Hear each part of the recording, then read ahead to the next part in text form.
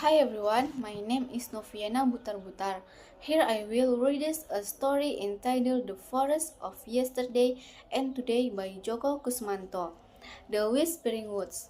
Ellen is a curious girl with a quiet soul and the brick eyes full of wonder. She lives in a small village surrounded by hills and forests. On weekends, she spends hours wandering through the woods behind her grandmother's house, sketching animals and writing stories in her notebook. She loved the forest not only for its trees and trails, but for its silence broken only by birdsong and window leaf. It is her favorite place in the world. Today, Ellen is walking deeper into the woods than usual. Her not her boots question the damper, and the morning fog is lifting slowly. She is following a narrow path she never noted before, half hidden by fur.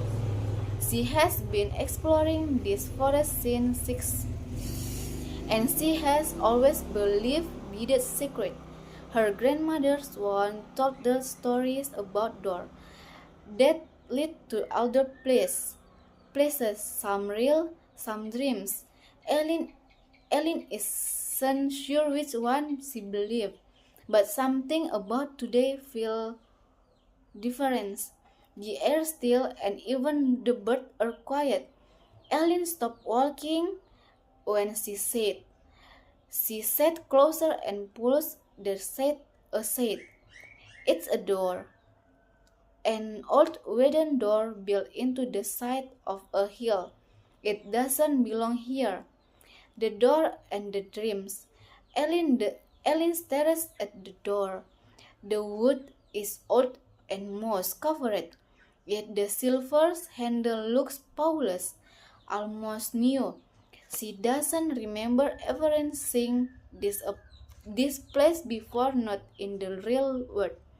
But in the but in her dreams, yes, she has seen this door before.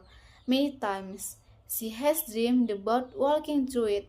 In the dreams, she always finds a garden with tall silver trees and a blue sky that seem to sing. Her fingers tremble slightly as she reaches out. She has been wondering about this moment since the first dream. Weeks ago, with a deep breath, she pushes the door open. At first, there is only silence and a soft golden light. Then, then the of the flowers fills the air. Ellen stepped through.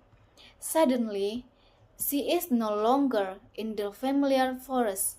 She finds herself standing in the large garden, exactly as it appeared in her dreams. The sky is the pearl, the air sweeter, the trees shimmer with a silver sleeve, and the butterfly float lazily and in the light.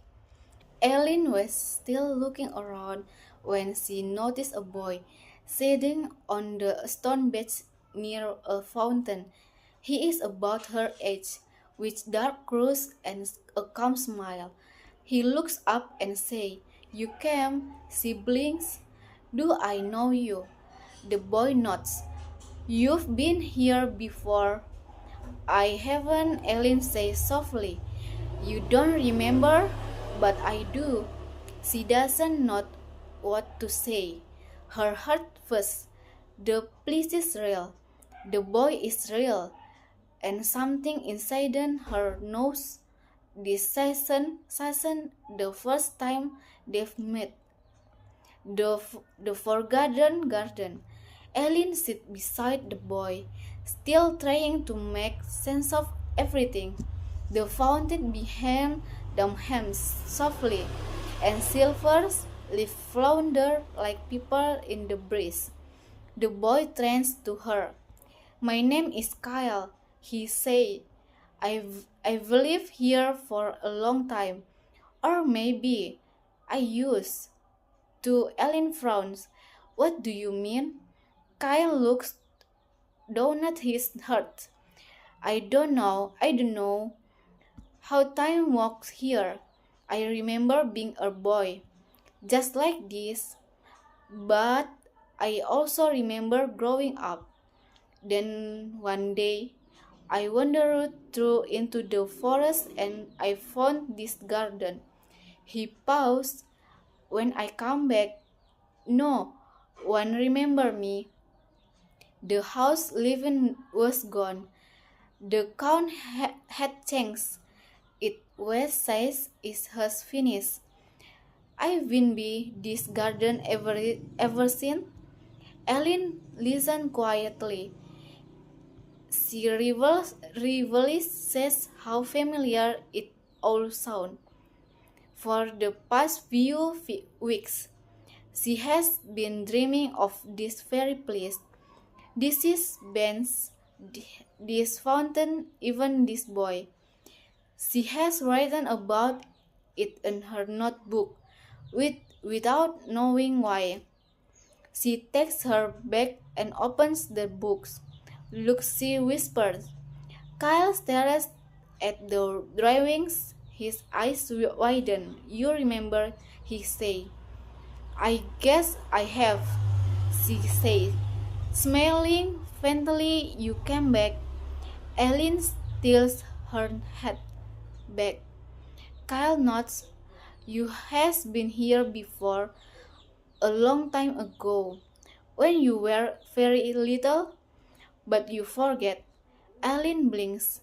Her hands tremble slightly. It is all coming back to her small pieces of memory. A game of hide and seek and silver a garden. A boy who goodbye and a promise she had forgotten. She had been here before. She had played in this very place. She had even promised to return, but they never did. Until now, the churning sky, the sky above the garden begins to shift. Clouds swirl slowly in circles as if trained by incident heads. The silver trees start to shimmer more bleakly, and the air grows heavier with the scent of magic. Kyle steps up. It is it's happening, he says, just like before. What is this? Ellen asks, rising beside him. The garden only stayed open when the blank is right.